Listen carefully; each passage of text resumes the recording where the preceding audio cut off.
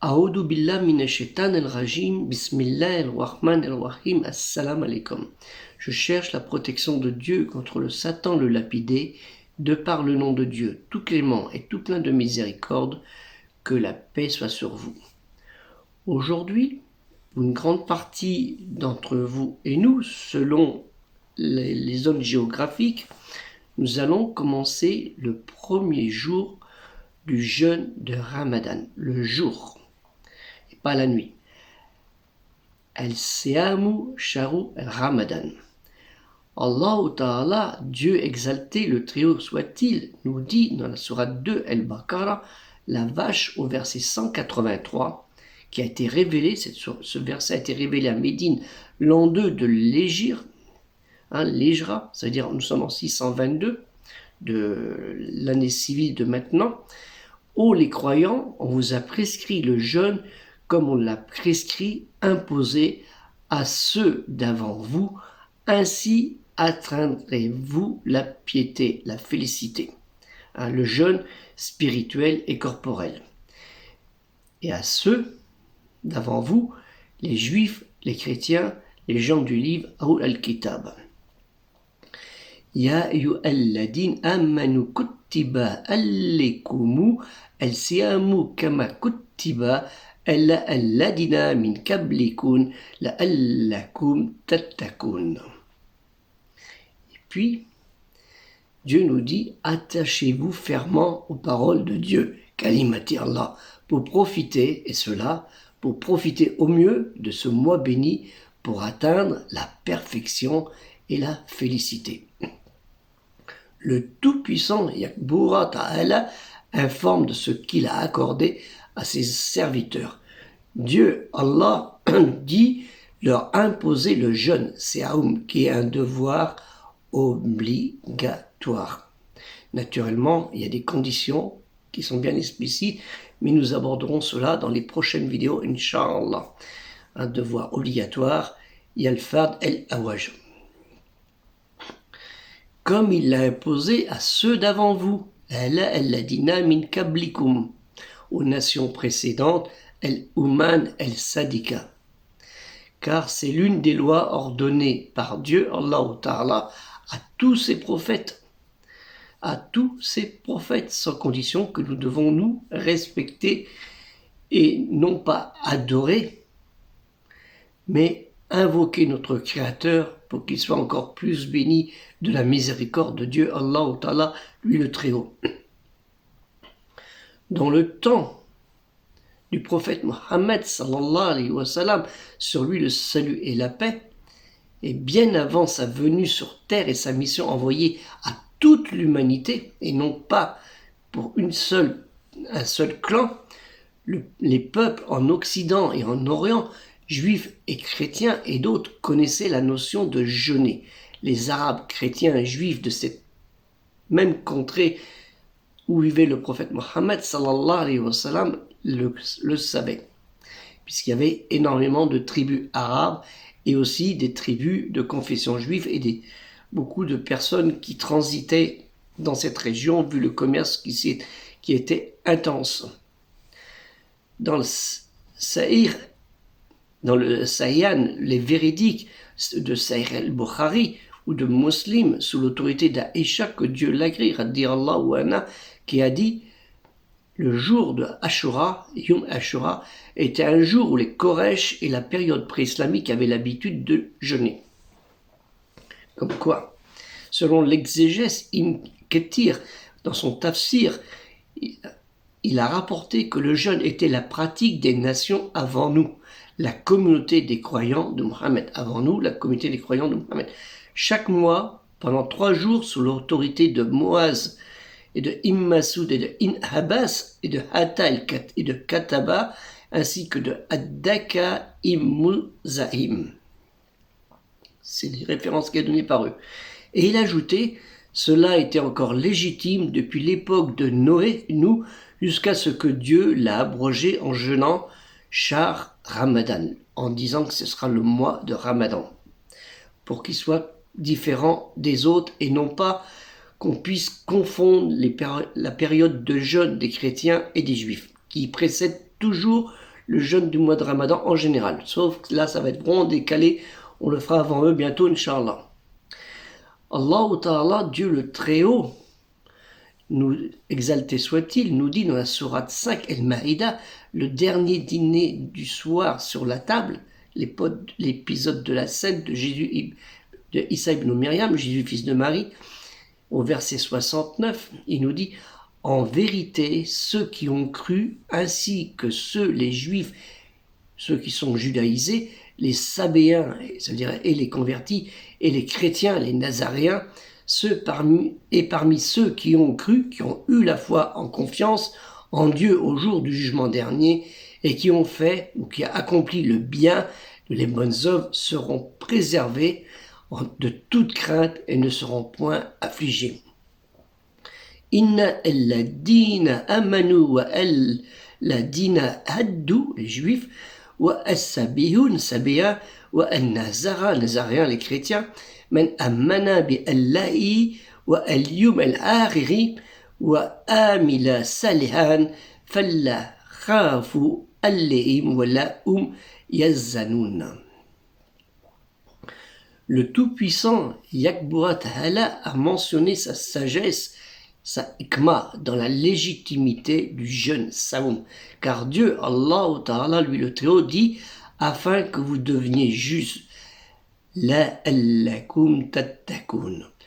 Le jeûne Saoum est l'un des plus grands moyens de piété, de la taqwa. Il consiste à se conformer au commandement de Dieu, Amr Allah, et à éviter son interdiction. Le jeûne devient un lien avec la piété, contenant la conquête de soi et la rupture de ses propres désirs, en fait un bouclier protecteur contre le mal. Ce devoir que vous puissiez atteindre le degré de piété et de crainte de Dieu, Allah Ta'ala, et par cela vous devez, parmi ceux que Dieu, Allah, a agréés et dont ils seront gratifiés de leurs actes et de leur dévotion ou actes de dévotion. Le jeûne, qui est aussi un acte d'adoration visible, voué exclusivement à Dieu seul, est aussi en fait un secret entre le serviteur et son Seigneur. Nous ne devons pas, de par nos actes de jeûne, en faire un étalage pour les autres, pour notre propre gloire. Nous sommes tous appelés à poursuivre encore plus des efforts quand il y a des contraintes sociales. Exemple, quand nous sommes dans une activité salariale qui est pénible. Ainsi, concernant aussi les lieux de culte, pour le moumine, le fidèle, le musulman, le musulman, ou peut-être il y aura des difficultés pour certains en fonction de leurs horaires de travail à y aller. Et cet effort, elle est aussi en fait d'accepter ces circonstances. Et ce n'est pas une gêne et ce n'est pas une difficulté. Il faut bien le comprendre. Ces contraintes ne doivent pas être vécues comme une pénibilité. Au contraire, elles constituent une adoration, une récompense, car c'est Dieu qui l'a décidé. En effet, rappelons-nous constamment que rester chez soi à ne rien faire, si on reste comme ça, oisif, à ne rien faire, ce n'est pas une bonne chose. Mais si on est pris par une activité salariale, un infirmier, un médecin, un pompier, qui est obligé d'exercer parce qu'il y a des urgences et qui, malheureusement, ne peut pas aller à la mosquée, parce que c'est un impératif pour certains, eh bien, Dieu ne va pas le réprimander, puisqu'il aura déjà fait un acte de foi en sauvant des vies. Je vous rappelle un petit rappel de bon comportement social et sociétal à ce sujet. En ce jour du mois béni de Ramadan, Shahr Ramadan el-Mubarak, certains d'entre vous, croyants et surtout les femmes mariées, divorcées ou célibataires, s'il y a de tous les cas, vont aller dans les commerces grands moyens de proximité, certains qu'on appelle halal, pour acheter des aliments halal qui sont licites. J'ai fait une vidéo à ce sujet, voir ma vidéo. Pour acheter des aliments divers pour les repas, pour l'iftar, la rupture du jeûne et le suhoor, le médianoche comme on dit, le repas généralement léger de l'aube. Et pas pantagruélitique, où on se remplit la panse, on dit comme ça on sera bien tranquille pour la journée. Au contraire, c'est gênant. Qu'on le fasse seul, soit avec des amis ou en famille, ou voire dans des lieux de culte, de rassemblement pour les croyants, les mosquées mesjids. Si cela est mis naturellement dans les lieux de culte avec les conditions de règles sanitaires. Et ça, je vous le dis, c'est très important, n'allez pas dans le gâchis.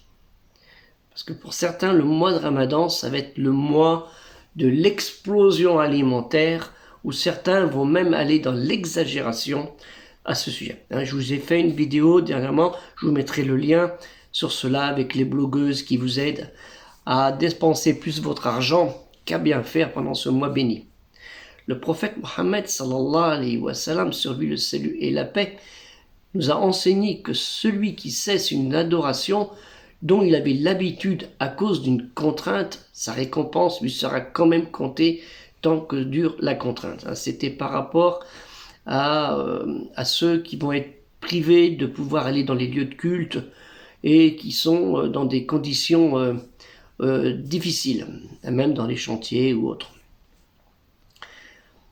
Je demande par contre à ceux concernant pendant le mois de Ramadan, et même un peu avant qu'ils auront déjà commencé. Mais pendant ce mois, je demande aussi, parce que beaucoup de gens vont vouloir faire des repas excessifs, ce qui n'est pas dans le jeûne. Au contraire, c'est un mois de piété, de renonciation à l'oisiveté, à l'opulence, et malheureusement, ce n'est pas souvent le cas.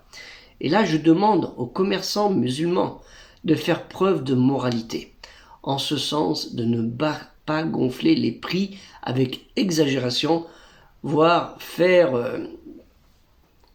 en fait des promotions pour attirer les gens. La religion, c'est pas cela. C'est une religion où on a le sacrifice de soi-même. Et ça, c'est important. Il faut avoir le respect pour vos frères avec un respect du cœur et que ce ne soit pas une gêne que vous allez créer à ces personnes qui malheureusement vont rentrer là-dedans. Et n'oubliez pas, craignez votre créateur avec l'argent que vous aurez gagné, vous les commerçants, où vous aurez mis peut-être des gens dans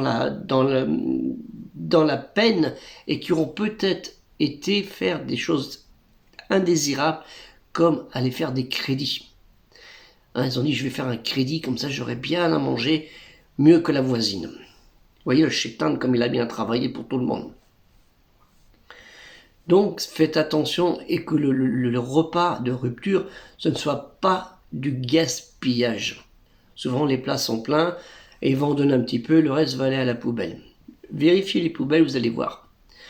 À cette occasion, comme simple croyant, musulman, musulman, obéissant dans l'obédience, je souhaite à tous les croyants de la planète, en ce mois plein de spiritualité, de pardon, de solidarité et de fraternité, que toutes les haines envers autrui soient remplacées par les mots paix, salam et amour en Dieu l'unique, le Très-Haut exalté soit-il.